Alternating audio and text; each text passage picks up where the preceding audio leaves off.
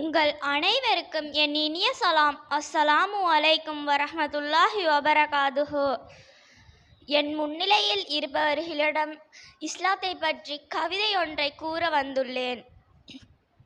அகிலம் படைத்தாலும் அல்லாஹ் பெரியவனே, அருளாளன், அன்புடையோன், அவனிவாழ் மாந்தரெல்லாம் சிறப்பான வாழ்வு கண்டு தீமைகளந்தொழுகத்தான் இஸ்லாத்தின் திரு நிறைந்த சன்மார்க்கம்.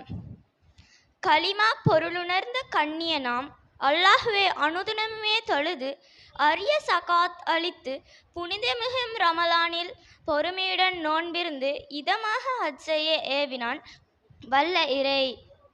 ஹஜ்ஜும்ரா செய்வதுங்கள் கடமையெனும் இறையோனின் கட்டளையை திருமறையில் காணுகிறோம். தெளிவாக ஹஜ் கடமை செய்யாது காலம் கடத்துவதால் கஷ்ட துன்பம் நீங்காது. கை சேதம். நன்றி. வசலாம்.